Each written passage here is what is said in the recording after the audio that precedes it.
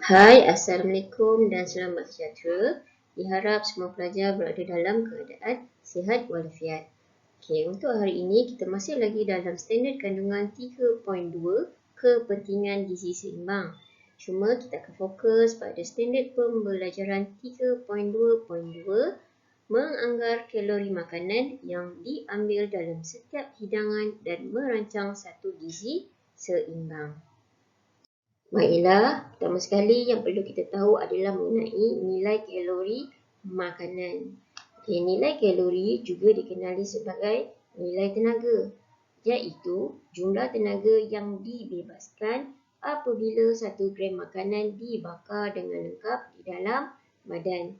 Maksudnya bila kita makan sesuatu makanan, makanan tadi akan masuk ke dalam badan kita dan kemudian ia akan dibakar. Bila makanan tadi dibakar, ia akan menghasilkan ataupun membebaskan sejumlah tenaga. Okey, dan tenaga tadi dipanggil sebagai nilai kalori ataupun nilai tenaga. Untuk nilai kalori ataupun nilai tenaga, ia boleh diukur dalam 2 unit. Okey, sama ada dalam unit kalori, simbol dia CAL, ataupun dalam unit joule, simbol dia J besar.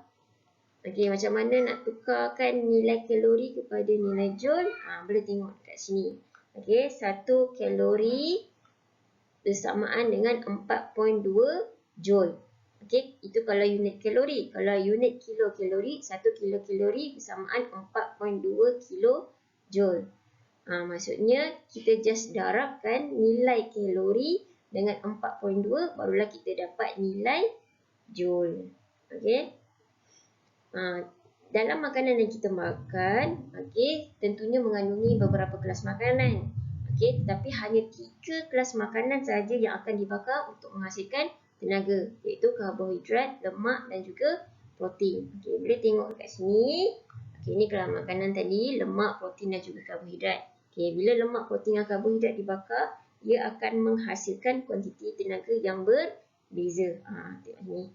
Kalau 1 gram lemak, kalau dibakar, dia akan menghasilkan 37 kilojoule. Kalau protein dan juga karbohidrat, kalau 1 gram dibakar, ia akan menghasilkan 17 kilojoule. Itu adalah kalau nilai tenaga dalam unit kilojoule. Kalau dalam unit kilokalori pula, kalau 1 gram lemak, dia akan menghasilkan nilai tenaga 9 kilokalori.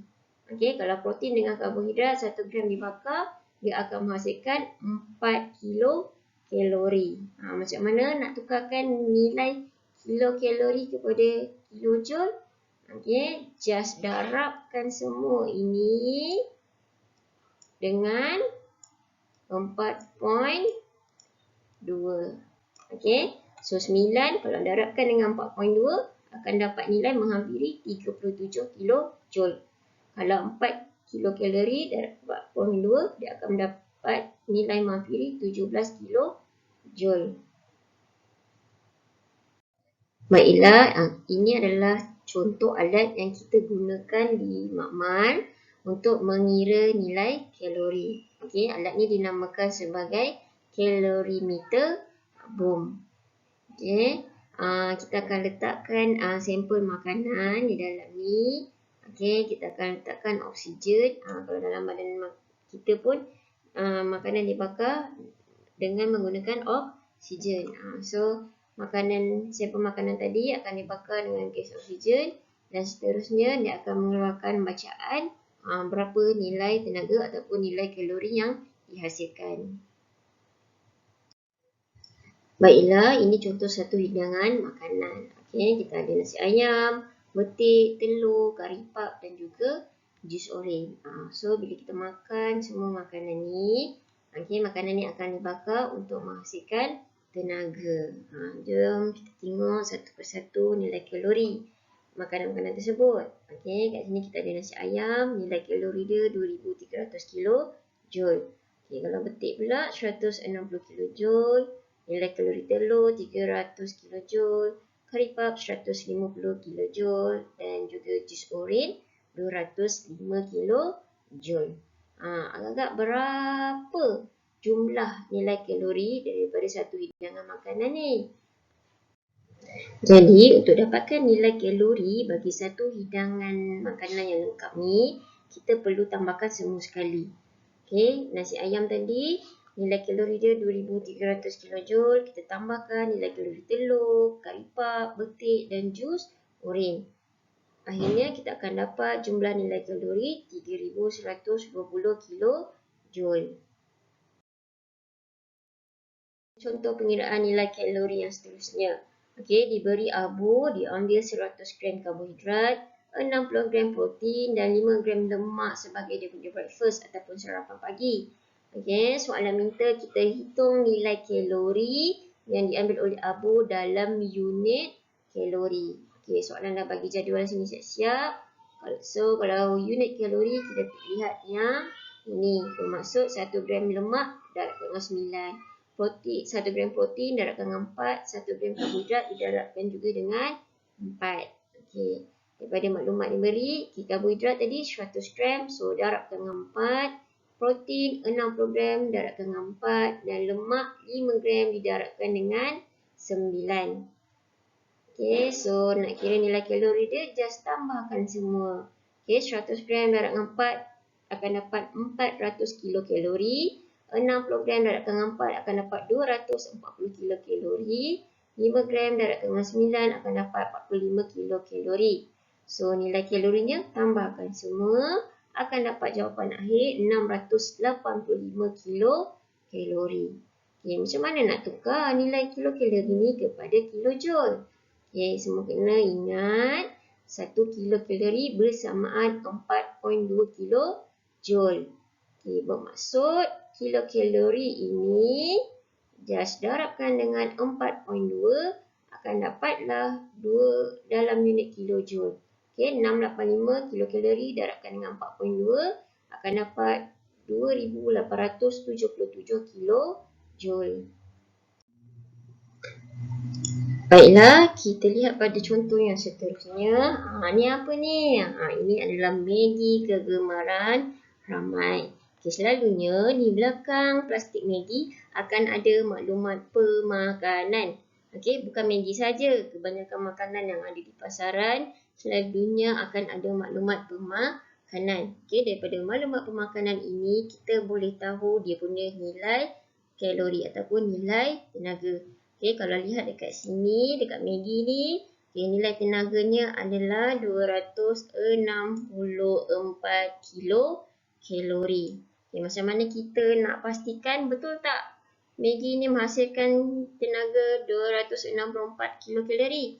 Kita kira nilai kalori satu persatu bagi lemak, protein dan juga karbohidrat. Kalau tengok dekat sini, setiap sajian Maggi 58 gram, lemak yang terkandung dalam ni adalah sebanyak 11.5 gram. Okey, dalam Maggi ni pula ada 58 gram protein dan karbohidratnya adalah sebanyak 34.3 gram.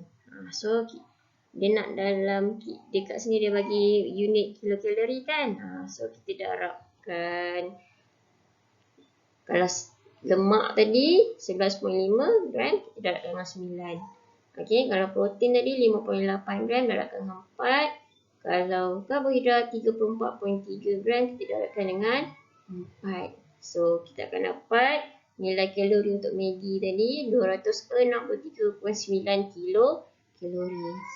Sama tak? Menghampiri 264. Bermaksud satu hidangan Maggi ni nilai tenaganya adalah sebanyak 264 kilokalori. Now kita teruskan dengan merancang gizi seimbang. Kenapa perlu merancang gizi seimbang? Sebab setiap orang memerlukan nilai kalori seharian yang berbeza.